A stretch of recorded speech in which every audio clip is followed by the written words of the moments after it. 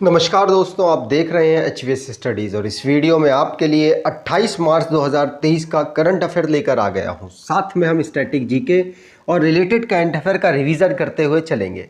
अगर आप इस चैनल पर पहली बार आए हो तो चैनल को सब्सक्राइब कर लीजिएगा। वीडियो अच्छी लगे तो वीडियो लाइक और शेयर करके ज़रूर जाइएगा। चलिए स्टार्ट करते हैं आज के लास्ट डे के क्विज से। तो लास्ट डे आपसे क्वेश्चन पूछा गया था, विच स्टेट और union territory pass the media persons protection bill 2023। तो किस राज्य व केंद्र शासित प्रदेश ने मीडिया कर्मी संरक्षण विधेयक 2023 पारित किया? आंसर है छत्तीसगढ़ के द्वारा इस प्रोटेक्शन बिल को पारित किया गया है। ध्यान रखिएगा, आप सभी ने आंसर सही दिया था और डिटेल में दिया था। आज का पहला question, which team has won the women's premier league 2023 title? तो महिला प्रीमियर लीग 2023 का खिताब किस टीम ने जीता है? आंसर होगा ये जीता है मुंबई इंडियंस ने। मुंबई इंडियंस, आपको पता है हरमनप्रीत कौर के द्वारा कैप्टनसी इसकी की जा रही थी, उनके द्वारा इसे जीत लिया गया दिल्ली कैपिटल्स को हराकर। ध्यान रखिएगा, 5 टीमें खेल रही थीं, 5 में मुंबई इंडियंस यहां इस टाइटल को जीत चुकी है। दिल्ली कैपिटल यहां सेकंड पोजीशन पर रही। मुंबई इंडियंस 7 विकेट से यहां पर जीत दर्ज कर पाई है। मुंबई में इसे ऑर्गेनाइज कराया गया था। अगर बात करें most valuable player of the tournament की, तो पूरे टूर्नामेंट में मोस्ट वैल्यूएबल प्लेयर बनी है हीले मैथ्यू।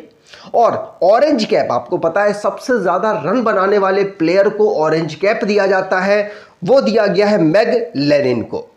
पर्पल कैप किसको मिला? जो सबसे ज्यादा विकेट निकालते हैं पूरे टूर्नामेंट में, जैसे हीले मैथ्यू को यहां पर पर्पल कैप मिला है, सबसे ज्यादा विकेट इन्होंने निकाली है। भारत की यस्तिका भाटिया, इनको emerging player of the season award दिया गया। ध्यान रखिएगा, मुंबई इंडियंस यहां पर इसको जीत चुका है। मुंबई इंडियंस को 6 करोड़ रुपया मिलेगा, दिल्ली कैपिटल्स को 3 करोड़ रुपया मिलेगा। उत्तर प्रदेश तीसरी पोजीशन पर रहा, तो उत्तर प्रदेश की जो वॉरियर है, Uttar Pradesh warrior, UP warrior को 1 करोड़ रुपया इसमें मिलने वाला है। ठीक, ये है हरमनप्रीत कौर, आप देख सकते हैं पहले टाइटल को ये जीत चुकी है। यहां पर WPL में जो अवार्ड्स मिले आपको मैंने बता दिए, लेकिन ध्यान रखिएगा कैच ऑफ द सीजन मिला है हरमनप्रीत कौर को। Player of the match final में बनी है नटालिया सेवर, मुंबई इंडियंस की है। और मोस्ट वैल्यूएबल प्लेयर मैंने आपको बता दिया, इमर्जिंग प्लेयर आपको बता दिया, और ऑरेंज कैप मैंने आपको बता दिया। ध्यान रखिएगा। अगला question, with which African country did India sign an agreement for the use of its currencies in trade? तो भारत ने किस अफ्रीकी देश के साथ व्यापार में अपनी मुद्राओं के उपयोग के लिए एक समझौते पर हस्ताक्षर किया है? आंसर होगा यह हस्ताक्षर तंजानिया की जो करेंसी है उसके साथ भारत ने किया है। RBI ने अलाउ किया है कि भारत और तंजानिया की जो लोकल करेंसी है, जो उनकी नेशन करेंसी है, उस पर अब वो बाइलेटरल ट्रेड कर सकेंगे। ध्यान रखिएगा, अगर बात करें भारत की करेंसी तो रुपी है और तंजानिया की करेंसी शिलिंग है। इन दोनों पर अब ट्रेड हो सकेगा, मतलब जो पैसे का आदान प्रदान है वो किया जा सकेगा। ध्यान रखिएगा, RBI के द्वारा इसकी अप्रूवमेंट की गई। तंजानिया के बैंक अब वॉस्ट्रो अकाउंट खोलेंगे भारतीय बैंकों का, जिससे कि पैसों का ट्रांजैक्शंस हो सकेंगे। ठीक, अब इंपोर्ट बात करें, इंपोर्ट भारत क्या करता है तंजानिया से? तो तंजानिया से भारत में इंपोर्ट होता है मिनरल्स, गोल्ड और एग्रीकल्चर प्रोडक्ट। और अगर एक्सपोर्ट की बात करें तो एक्सपोर्ट होता है पेट्रोलियम प्रोडक्ट, फार्मास्यूटिकल और इंजीनियरिंग गुड्स। ठीक, यहां पर भारत और तंजानिया के बीच में जो बिजनेस हुआ है वो लगभग 2.3 बिलियन का हुआ है। किसमें? इंपोर्ट के रूप में, और एक्सपोर्ट के रूप में 2.2 बिलियन US$ का एक्सपोर्ट हुआ है। तंजानिया, जिसकी कैपिटल डोडोमा है, प्रेसिडेंट सामिया सुलूहू हसन है, करेंसी तंजानियन शिलिंग है। आगे बात करें तो जो भी इंटरनेशनली करंट अफेयर बना है उसको रिवाइज करते हैं। जैसे इजिप्ट रिसेंटली में ब्रिक्स बैंक में इंक्लूड हुआ है। ब्रिक्स बैंक मतलब NDB न्यू डेवलपमेंट बैंक में नए मेंबर के रूप में ज्वाइन किया है। बांग्लादेश, जिसने पहली सबमरीन बेस को लॉन्च किया है। और राम सहाय प्रसाद यादव नेपाल के 3rd वाइस प्रेसिडेंट बने हैं। भारत और बांग्लादेश की फ्रेंडशिप पाइपलाइन, जिसको मोदी जी और शेख हसीना जो वहाँ की प्राइम मिनिस्टर हैं उनके द्वारा इनॉग्रेट किया गया। आईसीसी मतलब इंटरनेशनल कोर्ट के द्वारा व्लादिमीर पुतिन को अरेस्ट वारंट जारी किया गया। एरिक गैरसिटी यूएस के एम्बेसडर बने हैं भारत में। FATF financial action task force ने रशिया को अपनी मेंबरशिप से सस्पेंड कर दिया है। डेनमार्क पहली कंट्री ऐसी बना जिसने इंपोर्ट किया है कार्बन डाइऑक्साइड को और अंडर सी उसको बरी कर दिया, मतलब अंडर सी उसको स्टोर किया। आगे बात करें, अगला question, who has been selected as the new head of the new development bank. तो न्यू डेवलपमेंट बैंक के नए प्रमुख के रूप में किसे चुना गया? आंसर होगा, यह चुना गया है डिल्मा रोसेफ को। ये पहली वुमेन प्रेसिडेंट रही हैं, कहाँ की? ब्राज़ील की। याद रखिएगा, ब्राज़ील की फर्स्ट फीमेल प्रेसिडेंट रही हैं और अब ये बन चुकी हैं NDB मतलब न्यू डेवलपमेंट बैंक, या फिर आप कह सकते हैं ब्रिक्स बैंक की ये पहली, ब्रिक्स बैंक की ये हेड। ध्यान रखिएगा, पूछा जा सकता है। ठीक, तो ये फॉर्मर प्रेसिडेंट रही हैं ब्राज़ील की डिल्मा रोसेफ, और अब इनको न्यू डेवलपमेंट बैंक में प्रेसिडेंट के रूप में अपॉइंट किया गया। ब्रिक्स का ये बैंक है जिसमें Brazil, Russia, India, China, south Africa आते हैं, और भी जो इस बैंक है इसमें इजिप्ट आता है, बांग्लादेश आता है, UAE आता है, ये भी आपको पता होना चाहिए। ठीक, चलिए आगे बात करें। और हाँ, इन्होंने जगह किसकी ली है? तो मार्कोस ट्रोइंसो की जगह इन्होंने ली है। आगे बात करें तो जो भी रिसेंटली में अपॉइंटमेंट से रिलेटेड क्वेश्चंस बने हैं उनको रिवाइज करते हैं। पहला क्वेश्चन पढ़ लिया। दूसरा, सलीमा टेटे ये एथलीट एम्बेसडर बनी है AHF की, ये हॉकी से बिलोंग करती हैं। मनप्रीत के नंदा MD और CEO बनी है इन्वेस्ट इंडिया की। अनूप बागची MD और CEO बने हैं ICICI प्रूडेंशियल लाइफ की। जी कृष्ण कुमार ये BPCL के चेयरमैन बने हैं। ललित कुमार गुप्ता CMD बने हैं कॉटन कॉरपोरेशन ऑफ इंडिया के। वाईकॉम 18 के एम्बेसडर बने हैं MS धोनी के। कीर्ति वसान CEO बने हैं TCS के। और शी चेंजेस क्लाइमेट कैंपेन जिसके एम्बेसडर बनाई गई हैं भारत के लिए श्रेया गोड़ावत को। LIC में MD बने हैं तबलेश पांडे और M जगन्नाथ। आगे बात करें, अगला question, which paramilitary force is responsible for guarding the Indo Myanmar border. तो भारत और म्यांमार के जो बॉर्डर की रिस्पॉन्सिबिलिटी है गार्ड करने की, सुरक्षा देने की, वो कौन सा पैरामिलिट्री फोर्स देता है? आंसर होगा असम राइफल्स। क्यों पूछा गया ये क्वेश्चन? क्योंकि रिसेंटली में 24 मार्च को 2023 में हमने असम राइफल्स का रेजिंग डे, स्थापना दिवस ऑब्जर्व किया है। ये 188वें नंबर का स्थापना दिवस है।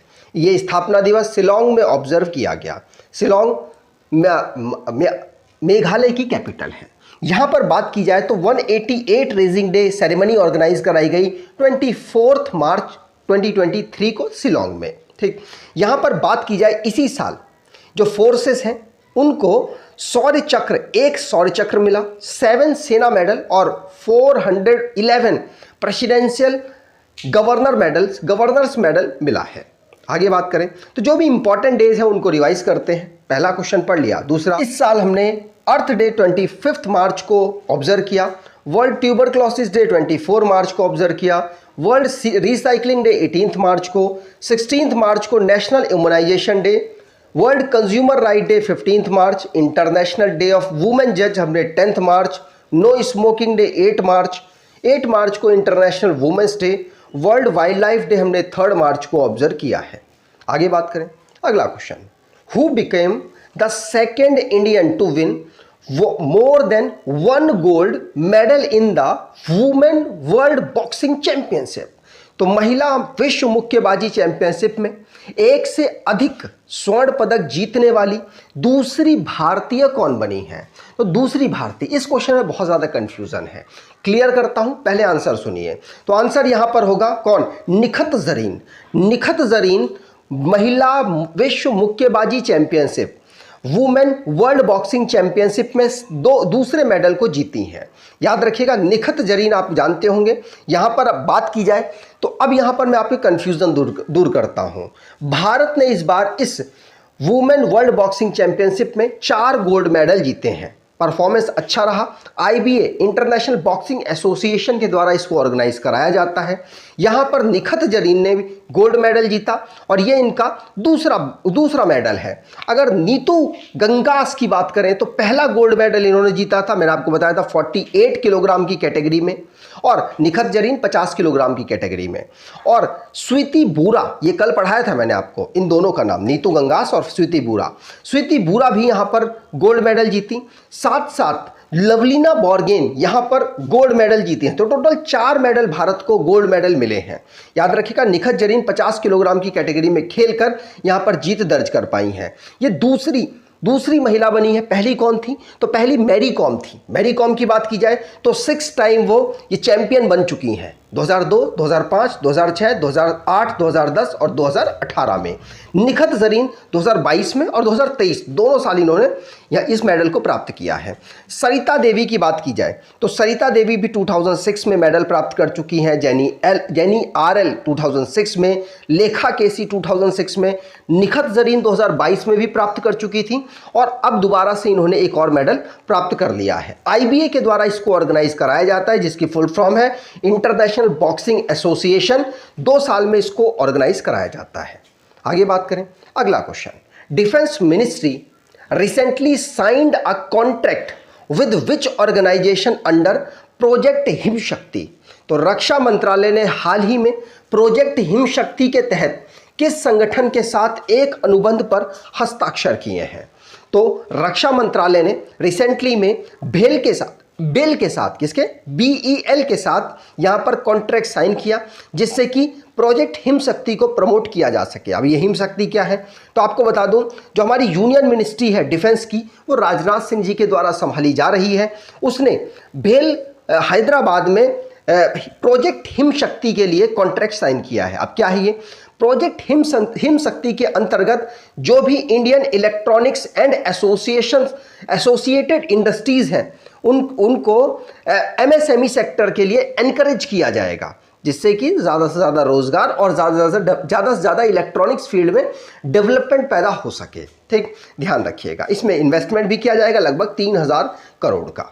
आगे बात करें, अगला question, who has been honoured with the highest civilian award of Assam for the year 2023 Assam Vaibhav. तो Assam Vaibhav highest civilian award है असम का, वो इस साल किसको मिला है? तो ये अब दे दिया गया है, अनाउंसमेंट पहले हो चुका था, अब दिया गया है। किसको दिया गया है? तो आंसर होगा तपन सैकिया को। ये मुंबई महाराष्ट्र के डॉक्टर हैं। कैंसर के इलाज के लिए इन्होंने बहुत सारा योगदान दिया है और नॉर्थ ईस्ट के क्षेत्र में इन्होंने योगदान दिया, जिसकी वजह से इनको यह अवार्ड मिल रहा है। ध्यान रखिएगा, हाईएस्ट सिविलियन अवार्ड असम का 2023 का तपन सैकिया को मिला है, जिसका नाम असम वैभव है। ध्यान रखेंगे, अवार्ड का नाम असम वैभव है। इन्होंने बहुत पब्लिक सर्विस और साथ साथ हेल्थ केयर में कैंसर के उपचार में बहुत अहम रोल अदा किया है नॉर्थ ईस्ट के क्षेत्र में। इनको जो अवार्ड है गुलाब चंद्र कटारिया, जो कि असम के गवर्नर है, उनके द्वारा गुवाहाटी में दिया गया। साथ साथ 5 और अवार्ड दिए गए असम सौरभ के नाम से, जो सेकंड हाईएस्ट अवार्ड है असम का, और 15 और अवार्ड दिए गए असम गौरव के नाम से, जो कि असम का हाईएस्ट अवार्ड में से 3rd नंबर में आता है। ठीक, अब असम की बात करें तो असम को स्टेट के रूप में 1950 को फाउंड किया गया। कैपिटल दिसपुर है, डिस्ट्रिक्ट 35 है, गवर्नर गुलाब चंद्र कटारिया है, चीफ मिनिस्टर हेमंता बिश्वा शर्मा है, लेजिस्लेचर यूनिकैमरल है, जहां की असेंबली में 126 सीट्स, राज्यसभा में 7 सीट्स, लोकसभा में 14 सीट यहां से आती हैं। हाईकोर्ट इनका गुवाहाटी में अवेलेबल है, ध्यान रखेंगे। Dibru Saikhowa national park, Kaziranga national park, Manas national park, Nameri national park, Orang national park, Raimona national park और देहिंग पटकई नेशनल पार्क यहाँ के नेशनल पार्क हैं। आगे बात करें, अगला क्वेश्चन, सहकार समृद्धि सौदा, कौन? Sahakar Samriddhi Saudh is to be constructed in which state और यूटी। तो सहकार समृद्धि सौध का निर्माण किस राज्य व केंद्र शासित प्रदेश में किया गया? आंसर होगा ये जो समृद्धि सौध है ये कर्नाटका में किया गया, होम मिनिस्ट्री के द्वारा, मतलब अमित शाह जी के द्वारा इसको लॉन्च किया गया। और ये मिनिस्ट्री ऑफ कॉर्पोरेशन इस समय पर संभाल रहे हैं होम मिनिस्टर अमित शाह जी। आपको पता है 2 मिनिस्ट्री इनके पास है, होम मिनिस्ट्री और साथ साथ कॉर्पोरेशन की मिनिस्ट्री। उनके द्वारा फाउंडेशन स्टोन रखा गया है सहकार समृद्धि सौध का। कहाँ पर? बेंगलुरु में। इसमें क्या होगा? तो इसमें जो एग्रीकल्चर मार्केटिंग है उसको डेवलप किया जाएगा, मतलब एक पूरी जगह है जहाँ पर एग्रीकल्चर से रिलेटेड जो मार्केटिंग प्लेस बनाई जाएगी, जिसको बेंगलुरु में डेवलप किया गया। 1400 करोड़ रुपए का यहाँ पर टोटल इन्वेस्टमेंट किया गया है। ध्यान रखेंगे। अगला question, which article of the Indian constitution deal with the disqualification of MP from Lok Sabha और राज्यसभा? तो भारतीय संविधान का कौन सा अनुच्छेद लोकसभा या राज्यसभा के सांसदों की अयोग्यता से संबंधित है? तो आपको बता दूं, राज्यसभा और लोकसभा ये क्यों चर्चाओं में आया, जो सांसद का अयोग्यता है?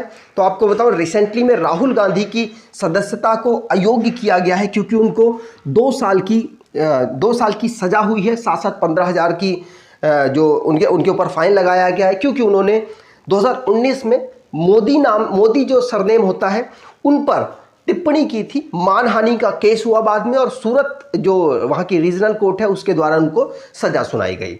अब 2 साल की सजा अगर किसी को होती है तो उसको अपनी सदस्यता छोड़नी पड़ती है, मतलब उसकी सदस्यता रद्द कर दी जाती है। लोकसभा के अध्यक्ष के ऊपर ये पूरा डिसीजन रहता है। तो लोकसभा के अध्यक्ष ने 1 हफ्ते के अंदर ही ये डिसीजन कर दिया कि हाँ, इनकी सदस्यता हम निरस्त करते हैं। इसीलिए ये हमारा जो संविधान है उसमें किस आर्टिकल में लिखा हुआ है? तो आपको बता दूं, आर्टिकल 102 में लिखा है। मानहानि का जो केस होता है, मानहानि अगर आप करते हैं तो वो आर्टिकल 499 में लिखा है और 500 में उसकी सजा है। लेकिन लोकसभा में और राज्यसभा की सदस्यता रद्द होने का सिस्टम वो 102 आर्टिकल में लिखा है। याद रखिएगा, तीनों बातें अलग अलग हैं। ठीक, राहुल गांधी के बारे में आप जानते ही होंगे, मैंने ऑलमोस्ट बताने की कोशिश की है। तो आर्टिकल 102 में, जिसमें एमपी ऑफ लोकसभा और राज्यसभा के जो मेंबर की डिस्क्वालिफिकेशन के बारे में लिखा गया है। राहुल गांधी जी को आपको पता होगा, आर्टिकल 102 क्लॉज 1 का पार्ट ई से इनको हटाया गया है, मतलब इनकी लोकसभा सदस्यता रद्द की गई है। ध्यान रखिएगा, पूछा जा सकता है। ये जो एक्ट है, एक्ट 1951 के अंतर्गत आता है। आज के क्विज की बात करें तो which state government of has decided to declare Thanthai Periyar wildlife sanctuary as the 18th wildlife sanctuary? तो 18वीं वाइल्ड लाइफ सेंचुरी जो Thanthai Periyar wildlife sanctuary है वो किस राज्य में अवेलेबल है? कमेंट बॉक्स में डिटेल में आंसर दीजिएगा। अगर आपको ये वीडियो अच्छी लगी है तो आपसे अनुरोध करूंगा, वीडियो को लाइक कर दीजिएगा, चैनल को सब्सक्राइब कर लीजिएगा और एटलीस्ट अपने कुछ दोस्तों तक वीडियो को शेयर जरूर कीजिएगा। धन्यवाद।